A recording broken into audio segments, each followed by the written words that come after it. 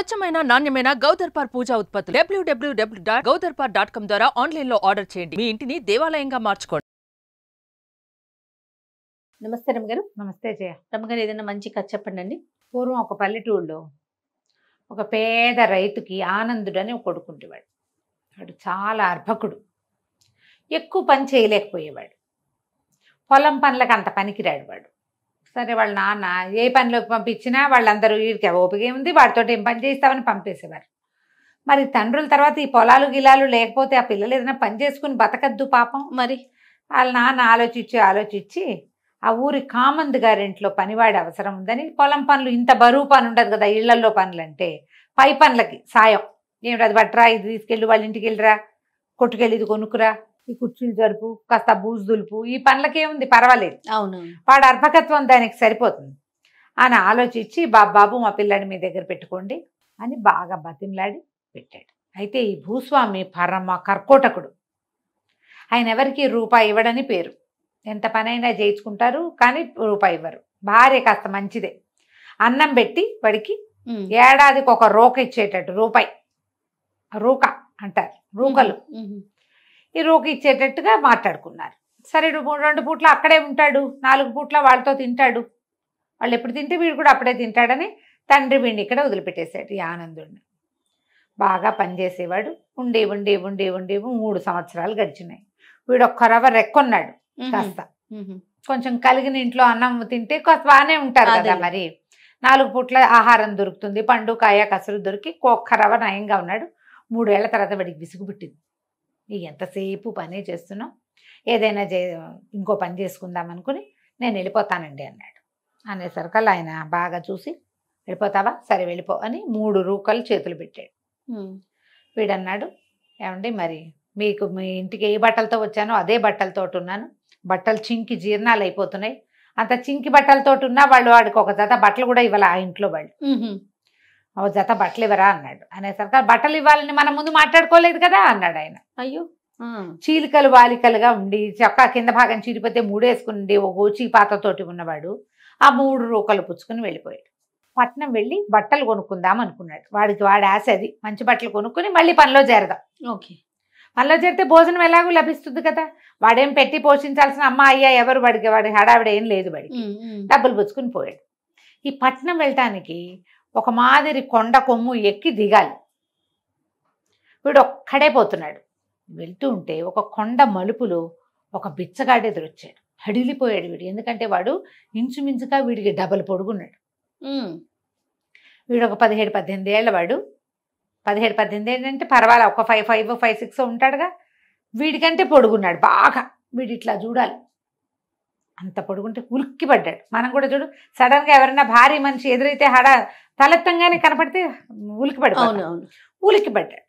ఉలికి పడేసరికల్లా బిచ్చగాడు అన్నాడు, నీ దగ్గర ఏమైనా ఉంటే ఇవ్వవా, నా బట్టలన్నీ చిరిగిపోయినాయి అన్నాడు. వీడు అన్నాడు, నా దగ్గర 3 రూకలు ఉన్నాయి, కానీ నీకు ఇస్తే ఎటా, నేను బట్టలు కొనుక్కోవద్దు అన్నాడు. అనేసరికి బిచ్చగాడు అన్నాడు, నీ బట్టలు నా బట్టల కంటే నీ బట్టలు నయంగానే ఉన్నాయి, నావి చూడు ఎంత చిరిపోయినాయి, బదబదాలుగా చిరిపోయిన చొక్కా వేసుకున్నాడు. ఒక రూక ఇవ్వు 3 ఉన్నాయన్నావుగా, ఒకటి ఇవ్వంటే వీడికి ఏం చేయాలో తెలియలా ఇచ్చేశాడు. ఓకే, ₹1 ఎత్తి అతని చేతిలో పెట్టాడు.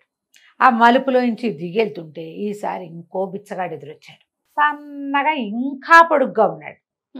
వాళ్ళు ఇట దగ్గరకు వచ్చేదాకా వాడికి తెలియటల్లా ఎవరో వస్తున్నట్టు. ఉలిక్కి పడ్డాడు మళ్ళీ. ఏమిటి ఇంత పొడుగున్నాడు, ఇట్లా చూడాల్సి వస్తుంది పైదాకా. చూసి ఏమిటి అని అడిగితే ఆయన అన్నాడు, నీ దగ్గర రూకలు ఉన్నాయిగా, నాకు ఒకటి ఇవ్వన్నాడు. వీడు బిక్కమొహం వేసి, బట్టలు కొనుక్కుందాం అనుకున్నాను, ఒక రూక ఇచ్చేసాను అంటే ఇంకో రూక నాకు, ఇంకో రూక నాకు ఇవ్వమన్నాడు. బిచ్చగాడు ఇచ్చేసాడు. కాదంటని తెలియదు వాడికి. ఇంకా నడుచుకుంటూ ఇంచుమించుగా ఈ కొండ దిగే సమయానికి ఈసారి త్రిబులు పొడుగున్న బిచ్చగాడు ఒక ఆయన ఎదురొచ్చాడు. అడిగి 3వ రూక కూడా పుచ్చేసుకున్నాడు. పుచ్చుకున్నాక, నీ దగ్గరున్న 3 రూకలు బిచ్చగాళ్ళకి ఇచ్చావు కదా, రూకకు ఒకటి చొప్పున 3 వరాలు అడుగు ఇస్తా అన్నాడు. అనేసరికి పిల్లడు బాగా ఆలోచించి ఏమన్నాడు ఆనందుడు, శ్రీకృష్ణుడు మురళి ఊదితే ఆవులు ఆ మనుషులు అందరూ వచ్చేసేవాళ్ళట, అన్నీ నృత్యం చేసేవిట, అందరూ నృత్యాలు చేసేవాళ్ళు. అట్లా వినంగానే నృత్యం చేయాలనిపించే ఒక వేణువు కావాలి నాకు అని అడిగాడు. అతను అన్నాడు, ఏం వరం రా ఇది, సరే ఇంకోటి అడుగన్నాడు. ఎంత దూరాన్ని ఉన్నదానైనా సరే గురి చూసుకొడితే పడిపోయేటట్టుగా ఉండేలు బద్ద కావాలి వాడికి. ఎంత దూరానికైనా కొట్టగలిగేది, దేన్ని చూసామో అది పడిపోవాలి. అలాంటి ఉండేలు బద్ద అడిగేసరికి అతను అన్నాడు, 2 మామూలు వరాలు అడిగావు, తెలివి తక్కువ వరాలు, ఇంకో తెలివైన వరం అడగమన్నాడు. మీరు బాగా ఆలోచించి నేను ఎవరినేం అడిగితే అది నాకు వాళ్ళు ఇచ్చేసేలాంటి వరం ఇవ్వమని అడిగాడు. ఈయన అన్నాడు, 3వ వరం మంచిది అడిగావు, సరేలే 3 వరాలు ఇచ్చాను పో, 3 రూపాయలు ఇచ్చావు కాబట్టి అని ఆ బిచ్చగాడు గిరుక్కొని మాయమైపోయాడు. వెనక్కి తిరిగాడు, మాయమైపోయాడు. కుర్రాడట నడుచుకుంటూ పోయి బాగా అలసిపోయాడు, ఏదో చెట్టు కింద పడుకున్నాడు. తెల్లవారు లేచేసరికి వాడి పక్కన ఒక మురళి, ఒక ఉండేలు బద్ద పెట్టున్నాయి. ఇవి 2 వచ్చాయంటే 3వ వరం కూడా వస్తుంది. వీడు ఊళ్ళోకి వెళ్ళి ఒక బట్టల కొట్టు దగ్గరికి వెళ్ళి నుంచున్నాడు. ఏం కావాలి బాబు అని అడిగారు. మామూలుగా షాప్లో అడగారు, మేడం మేడం చంపేస్తారు ఏదైనా షాప్లోకి వెళ్తే. ఏం కావాలంటే నాకు 4 జతలు బట్టలు కావాలి, నాకు సరిపోయేవంటే టకా తీసి ఇచ్చేసారు. ఎవరిని ఏం అడిగినా ఇస్తారు. ఓహో. అక్కడి నుంచి మిఠాయి దుకాణానికి వెళ్ళాడు, అది కావాలి ఇది కావాలంటే పళ్ళెంలో పెట్టించారు, డబ్బులు అడగల వాళ్ళు. తినేసాడు. అక్కడి నుంచి ఒక గుర్రాల శాల దగ్గర నిలబడి ఒక గుర్రం సెలెక్ట్ చేసుకున్నాడు. గుర్రం ఇచ్చి పంపించేశారు వాళ్ళు. వీటి చక్కగా మంచి బట్టలు తొడుక్కుని శుభ్రంగా కడుపు నిండా తింటే మొహం కళకళ్ళాడుతుంది ఎవరికైనాను. బట్టలు వేసుకుని మిగిలిన బట్టలు సంచి ఆ గుర్రానికి వెళ్ళడేసి నిదానంగా గుర్రం ఎక్కి ఊళ్ళోకి పోయాడు. ఊళ్ళోకి వెళ్ళి అయ్యగారి దగ్గర వాళ్ళ కామంది ఉన్నాడుగా, అక్కడికి వెళ్ళాడు. ఓరోయ్ పెద్ద మనిషి అయ్యావే, గుర్రం కూడా పట్టుకొచ్చావు అబ్బా అన్నాడు ఆయన. అనేసరికి ఒట్టి పెద్ద మనిషిని అవటం ఏంటండి, నేను ఏదైనా చేయగలను, ఎంత దూరాన్ని ఉన్న పక్షినైనా కొట్టగలను అనేసరికి ఈయన అన్నాడు, అంత గురేమి లేదు నీకు, నువ్వు ఇక్కడ ఉన్నావుగా 3 ఏళ్ళ నుంచి, ఏదో కొడతావు అంటే, కాదు మీరు ఏదైనా చూపించంటే నేను కొడతాను అన్నాడు. దూరంగా తాడి చెట్టు మీద ఒక గద్ద వాలి ఉంది, దాన్ని కొట్టు, ఒకవేళ నువ్వు కొడితే ఆ పక్షిని నేనే తెచ్చిస్తాను నీ దగ్గరికి, నువ్వు గెలిచావంటే నా దగ్గర ఉన్న నగదంతా ఇస్తాను నీకు. నువ్వు కొట్టలేవు అన్నాడు కామంత్. దానికి ఏముందంటే నువ్వు ఉండేలు బద్ద తీసి ఒకటే దెబ్బ కొట్టాడు. కొట్టగానే పక్షి పడిపోయింది. అదే కదా వాడు కోరుకున్నది. ఈ పక్షి పడేసరికల్లా మరి ముందు ఆయన ఏం చెప్పాడు, పడిపోయిన పక్షిని తేవటం అనేది ఒక పందెం. దెబ్బ కొట్టడమే కాదు, ఆ పక్షిని తేవడం కూడా. అంటే నువ్వు నాకంటే సుపీరియర్ అని ఒప్పుకోవడం.